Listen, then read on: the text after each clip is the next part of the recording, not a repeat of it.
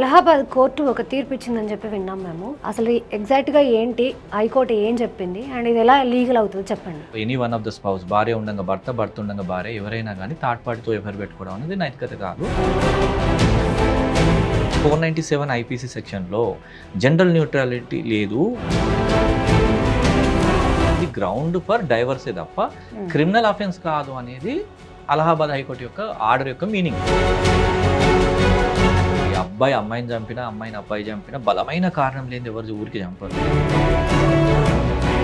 ఖచ్చితంగా మీరు well wishers advocate ఆఫీస్లో కూర్చొని చెప్తే అవతల పార్టీకి సగానికి సగం సాటి. సార్, అలహాబాద్ కోర్టు ఒక తీర్పు ఇచ్చిందని చెప్పి విన్నాం మేము. ఇప్పుడు వైఫ్ అండ్ హస్బెండ్ కాకుండా హస్బెండ్ వేరే అమ్మాయితో ఎఫ్ఐఆర్ పెట్టుకుంటే కూడా అది లీగలే అవుతుంది. డివోర్స్ తీసుకొని వేరే ఎవరితోనైనా ఎఫ్ఐఆర్ పెట్టుకోవచ్చు అన్నట్టుగా ఒక తీర్పు ఇచ్చింది. అసలు ఎగ్జాక్ట్‌గా ఏంటి? హైకోర్టు ఏం చెప్పింది? అండ్ ఇది ఎలా లీగల్ అవుతుందో చెప్పండి. అంటే జనరల్గా అక్కడ ఇష్యూ ఏంటి అంటే వైఫ్ అండ్ హస్బెండ్ ఉంటారు. హస్బెండ్ ఏం చేస్తారంటే వైఫ్తో ఉన్న డిస్ప్యూట్లో థర్డ్ పార్టీ అంటే వైఫ్ కాకుండా వేరే అమ్మాయితో అఫేర్ పెట్టుకుంటాడు. దాని మీద కోర్టు వరకు వస్తుంది, హైకోర్టు వరకు. ఇలా అలహాబాద్ కోర్టు ఏం చెప్తుంది అంటే నైతికత వేరు, క్రిమినల్ అఫెన్స్ వేరు. నైతికత అంటేనేమో ఒక భార్య భర్త అంటే any one of the spouse, భార్య ఉండంగా భర్త, భర్త ఉండంగా భార్య, ఎవరైనా కానీ థర్డ్ పార్టీతో ఎఫైర్ పెట్టుకోవడం అనేది నైతికత కాదు. బేసిక్గా అది కరెక్ట్ కాదనేది సొసైటీ పరంగా చెప్పడం, సోషల్ ఈవిల్ అన్నట్టు. ఇది గ్రౌండ్ ఫర్ డైవర్సే తప్ప క్రిమినల్ అఫెన్స్ కాదు అనేది అలహాబాద్ హైకోర్టు యొక్క ఆర్డర్ యొక్క మీనింగ్. అంతే తప్ప ఇది క్రిమినల్ ఎట్లయితుంది, క్రిమినల్ అఫెన్స్ కిందికి రాదు అని హైకోర్టు చెప్తుంది. యాక్చువల్గా దీనికి మూలం ఎక్కడంటే సుప్రీంకోర్టు ఏం చెప్పిందంటే 497 ఐపీసీ సెక్షన్ 497ని అబాలిష్ చేస్తుంది. అడల్టరీ కిందికి వస్తుంది అన్నట్టు. అడల్టరీ అంటే ఏంటంటే wife and husband any one of the స్పౌస్తో ఇంకా డైవర్స్ కాకుండా ఉండి థర్డ్ పార్టీతో రిలేషన్ పెట్టుకోవడానికి ఏంటంటే అడల్టరీ కింద ట్రీట్ చేస్తారు. అది ఒకప్పుడు అఫెన్స్ ఉండే, క్రిమినల్ కేసు కింద పోలీస్ స్టేషన్లలో బుక్ చేసేవాళ్ళు. కానీ ఇక్కడ ఇప్పుడు ఏమైంది అంటే ఈ 497 ఐపీసీ సెక్షన్లో జెండర్ న్యూట్రాలిటీ లేదు. అమ్మాయికి అయితే ఒక తీరుగా, అబ్బాయికి అయితే ఒక తీరుగా ఉన్నది కాబట్టి ఆ కేసును అబాలిష్ చేయమంటే 2018లో సుప్రీంకోర్టు అన్ని విచారణల తర్వాత విని 498నే తీసేసింది. అంటే అడల్టరీ అనేది లేదు, ఎవరెవరితోనైనా తిరగవచ్చు. ఇట్స్ ఏ క్రిమినల్ అఫెన్స్ కాదు, సోషల్ ఈవిల్, నైతికత పోయినట్టు. కాబట్టి ఒకవేళ భర్త ఒక అమ్మాయితో, ఒక థర్డ్ పార్టీ అమ్మాయితో ఉంటే, లేదా భార్య థర్డ్ పార్టీ అబ్బాయితో ఉంటే one of the spouse can go and file a divorce seeking. అంటే ఇది గ్రౌండ్ చెప్తూ ఒక డైవర్స్ కోరొచ్చు అని చెప్పింది అన్నట్టు. సో ఇక్కడ హైకోర్టు ఏం చేసింది, అలహాబాద్ హైకోర్టు ఈ కేసులో భర్త భార్యను కాదని ఇంకొక అమ్మాయితో ఉండడాన్ని క్రిమినల్ కేసు చేయలేము కాబట్టి లీగల్ అని చెప్పలేదు. అది క్రిమినల్ అఫెన్స్ కాదు, గ్రౌండ్ ఫర్ డైవర్స్ అనే అమ్మాయికి చెప్తుంది అన్నట్టు. సో ఇక్కడ అందరికీ ఏమర్థమవుతుంది, ఇది క్రిమినల్ కేసు కాదు అంటే ఇల్లీగల్గా ఉండడం లీగలా అనే కాడికి డౌట్ వస్తుంది.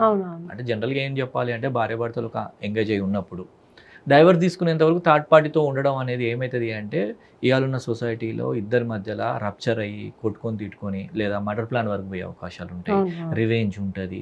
ఇప్పుడు భార్య భర్తల సంబంధాలలో ఇష్యూ ఉన్నప్పుడు వాళ్ళు ఇద్దరు కూర్చొని మాట్లాడుకోవాలి. వెల్ విషర్స్ ఉంటారు, లేదంటే థర్డ్ పార్టీ అంటే ఇప్పుడు ఎట్లా పెద్ద మనుషులు ఉంటారు, లేదా సగంకి సగం అడ్వకేట్ ఆఫీస్లలోనే క్లోజ్ అయిపోతున్నాయండి. అడ్వకేట్స్ మంచి కౌన్సిలింగ్ చేస్తారు. ఎందుకంటే ఈ ఆవేశాలు, ఈ కొట్లాడడం ఎందుకు, వన్ టైం సెటిల్మెంట్లా కూర్చొని చేసుకుంటారు. మానిటరీ విషయాలు కానీ, పిల్లల విషయాలు కానీ చాలా సందర్భాలలో అడ్వకేట్ ఆఫీస్లలోనే క్లోజ్ అయిపోతున్నాయి. వీళ్ళు ఏంటంటే పర్సనల్ ఈగోకి పోయి అక్కడ ఏమో జరుగుతుంది, నేను ఇంకా కోర్టు ద్వారా ఈయనని హింసిస్తాను, అమ్మాయి కానీ అబ్బాయి కానీ ఆమెను, ఇప్పుడు అమ్మాయి వదిలిపెట్టింది అనుకోండి, తొందర డైవర్స్ ఇస్తే అబ్బాయి పోయి వేరే అమ్మాయితో తిరుగుతాడని, లేదా అబ్బాయి తొందర డైవర్స్ ఇస్తే ఈ అమ్మాయి ఇంకొంత తిరుగుతుందని ఈ పర్సనల్ ఎజెండా పెట్టుకొని ఒకరినొకరి లాగి కోర్టుకి ఇడ్చి ఇవన్నీ చేయడం వల్ల ఏమవుతుంది, కొట్టుకోవడం, తిట్టుకోవడం, లేదా అంటే మర్డర్కి ప్లాన్ అవ్వడము, ఇవన్నీ సొసైటీలో జరుగుతున్నాయి రప్చర్ చేసుకోకుండా. నేను అనేది ఏంటంటే వాళ్ళిద్దరు ఒక కూర్చొని మాట్లాడుకుంటే సగానికి సగం సార్ట్ అవుట్ అవుతుంది. ఈ రిలేషన్స్లో వాళ్ళు అది కూర్చొని మాట్లాడుకునే ఉత్తమం, లేదంటే అడ్వకేట్స్ ఆఫీసులలో కూర్చొని అంటే ఒక సెటిల్మెంట్ చేసుకోవడం బెస్ట్. కాదు అనుకున్నప్పుడు ఎవరికి నచ్చినట్టు వాళ్ళు ఉండొచ్చు, లిబర్టీ ఉంది. అవును. అండ్ మొన్న మనం రీసెంట్గా చూసినాం కదా, వైజాగ్లో కేసు అయింది చూడండి.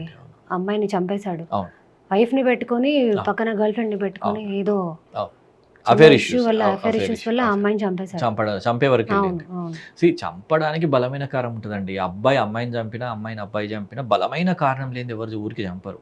ఆ బలమైన కారణం ఏమిటి, అది సొసైటీ పరంగా కరెక్టా కాదా అనేది మనం ఆలోచించదు. ఒక అడ్వకేట్గా నేను ఏం చెప్తా అంటే, ఒక అబ్బాయి అమ్మాయిని చంపిండు, అక్కడ అందరికీ ఏమనిపిస్తుంది, అయ్యో పాపం అమ్మాయిని చంపిండు అనిపిస్తుంది. కానీ ఏ బలమైన కారణం ఉంటే అతను చంపిండు అనేది క్వశ్చన్. అంటే ఒక క్రిమినల్ హిస్టరీ చూసినప్పుడు మేము అది ఆలోచిస్తాం. ఏ బలమైన కారణం, బ్లాక్మెయిల్ చేసిందా, లేదంటే ఇప్పుడు మీరు చెప్పిన కేసులో యాజ్ పర్ మీడియానే, నేను చూసింది ఏం లేదు. కానీ అవును. ఈ అమ్మాయి ఏం చేసిందంటే వీళ్ళ Blackmail సన్నిహిత చేసింది. అంటే క్లోజ్ ఉన్న మూమెంట్స్ అన్ని వీడియోలు పెళ్ళైన భార్య క్యారింగ్ ఉంటే ఆమెకి పెట్టి మనోవదన చేసింది అన్నట్టు. సో అక్కడ రప్చర్లు అవుతుంది. అంటే నేను అంట ఈ రిలేషన్స్లో ఏది ఉన్నా కానీ ఆ రిలేషన్ ఉన్నప్పుడు వాళ్ళిద్దరు కూర్చొని మాట్లాడుకుంటే 99% సార్ట్ అవుట్ అవుతుంది. Yes, అవును. నేను సడన్గా ఫోన్ బంద్ చేస్తా, నేను బ్లాక్ చేస్తా, నేను ఇగ్నోర్ చేస్తా, నేను పట్టించుకోను, అవతల అబ్బాయి సంగతి ఏమన్నా కానీ అనే అమ్మాయిని అవాయిడ్ చేసి వీడు అప్స్కాండ్ అయ్యి వేరే పెళ్లి చేసుకోండి, కూర్చోబెట్టి చెప్పండి. అవును. ఖచ్చితంగా మీరు వెల్ విషర్స్ అడ్వకేట్ ఆఫీస్లో కూర్చొని చెప్తే అవతల పార్టీకి సగానికి సగం సార్ట్ అవుతుంది. Yes. Okay sir, thank you. Thank you. ఝన్ ఝన్ ఝన్ తెలుగు వన్